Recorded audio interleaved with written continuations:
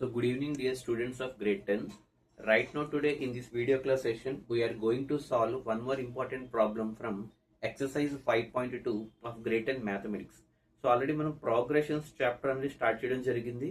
ఆ progressions chapter లో 5.1 and అలాగే 5.2 లో 1 2 3 సమ్స్ సంబంధించినటువంటి కొన్ని మోడల్ సమ్స్ కూడా చేయడం జరిగింది. Right now today we are going to concentrate on problem number 4 from exercise 5.2 అంటే 5.2 లో ప్రాబ్లం నెంబర్ 4 ని మనం ఇప్పుడు ఫోకస్ చేసుకోబోతున్నాం. So first of all try to understand the question. ఈ 5.2 లో ఫోర్త్ ప్రాబ్లం ఏంటో ఒకసారి చూడండి, క్వశ్చన్ అర్థమవుతుంది.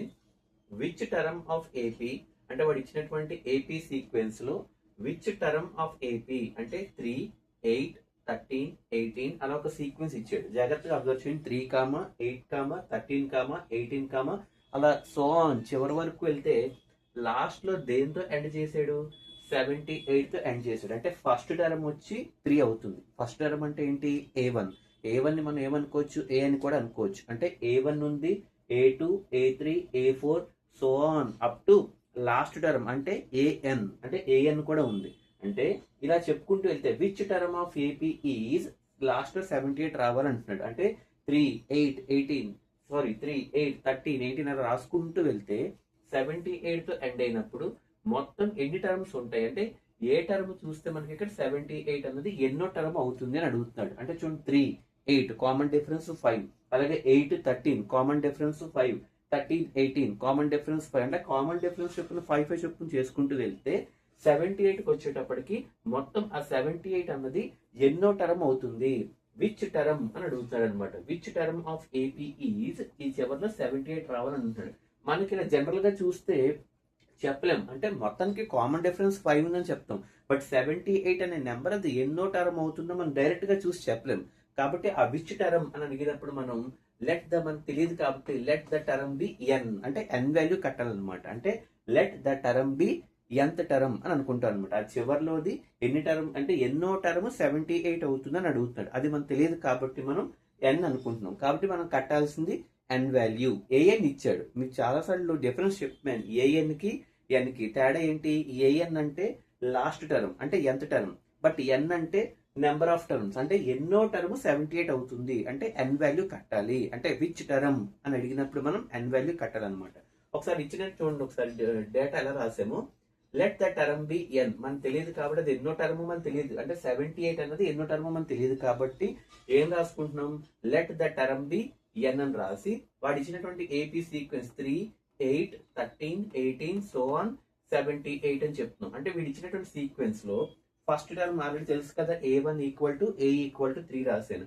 కామన్ డిఫరెన్స్ ఎలా వస్తుంది? A2 మైనస్ A1 అంటే 8 మైనస్ 3 ఎంతది? 5. కామన్ డిఫరెన్స్ ఏమో 5, ఫస్ట్ టర్మ్ ఏమో 3 వచ్చింది. నెక్స్ట్ అలా A1 A2 A3 A4 AN last term ఎంత? 78. కాకపోతే 78 ఎన్నో టర్మ్ అవుతుంది అంటే మనం ఎన్ వాల్యూ కట్టాలన్నమాట. విచ్ టర్మ్ అని అడిగినప్పుడు మనం ఏ వాల్యూ కట్టాలి? ఎన్ వాల్యూ కట్టాలి. దానికి ఫార్ములా ఏంటి మీకు ఆల్రెడీ చెప్పాను. A N equal to A plus N minus 1 into D. A N equal to A plus N minus 1 into D.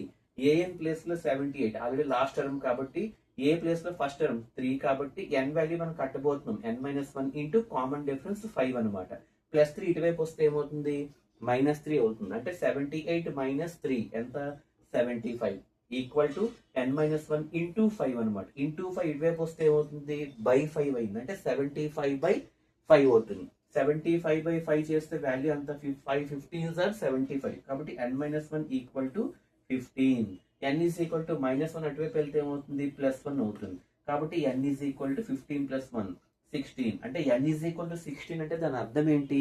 ఎంత టర్మ్ అంటే 16th టర్మ్ అన్నది మనకి ఇచ్చినటువంటి సీక్వెన్స్ లో 78 అవుతుంది. అంటే A1 A2 A3 A4 A5 అలా చెప్పుకుంటూ వెళ్తే A16 అంటే 16th టర్మ్ అన్నది మనకి 78 అవుతుంది అని అర్థం అనమాట. అర్థమైందా? కాస్త వెరిఫికేషన్ ఇక్కడ చూసుకోండి. కామన్ డిఫరెన్స్ 3 8 13 అలా రాసుకుంటూ వెళ్తే 1 2 3 అంటే A1 A2 A3 A4 A5 A6 A7 A8 A9 A10 A11 A12 A13 A14 A15 A16 చూసుకోండి. 16th టర్మ్ అన్నది మనకి 78 అన్నది అవ్వడం జరిగింది అనమాట. కాబట్టి ఈ మోడల్లో మీకు ఆల్రెడీ చెప్పాను ఎన్ వాల్యూ కట్టాల్సి వచ్చినా, డి వాల్యూ కట్టాల్సి వచ్చినా, ఏ వాల్యూ కట్టాల్సి వచ్చినా, ఏఎన్ కట్టాల్సి వచ్చినా మనం యూజ్ చేయాల్సిన ఫార్ములా nth టర్మే a n equal to A plus N minus one into d. And అలాగే ఎన్ కి ఏఎన్ కి కూడా డిఫరెన్స్ చెప్పడం జరిగింది. ఎన్ అంటే అది ఎన్నో టర్మ్, విచ్ టర్మ్ అని అడిగినప్పుడు మనం ఫైండ్ అవుట్ చేయాల్సింది ఎన్ వాల్యూ. ఇదే కాదండి, మనం ఎన్ వాల్యూ ఫైండ్ అవుట్ చేయడానికి కొన్ని లాజిక్స్ ఉంటాయి. ఈ ప్రోగ్రెషన్స్ చాప్టర్ లో ఎన్ వాల్యూ ఫైండ్ అవుట్ చేయడానికి కొన్ని క్వశ్చన్స్ మనం గుర్తుపెట్టుకోవాలి. విచ్ టర్మ్ అని అడిగినప్పుడు మనం ఫైండ్ అవుట్ చేయాల్సింది ఎన్ వాల్యూవే. హౌ మెనీ అని అడిగినప్పుడు కూడా మనం ఫైండ్ అవుట్ చేయాల్సింది ఎన్ వాల్యూవే. చెక్ వెదర్ అని చెప్పి ఒక మోడల్ ఉంటుంది. ఆ చెక్ వెదర్ మోడల్లో కూడా మనం ఫైండ్ అవుట్ చేయాల్సింది ఎన్ వాల్యూయే. విచ్ నెంబర్ అని అడిగినప్పుడు కూడా ఎన్ వాల్యూ. అంటే ఇలా కొన్నిటికి లాజిక్స్ ఉంటాయి అనమాట.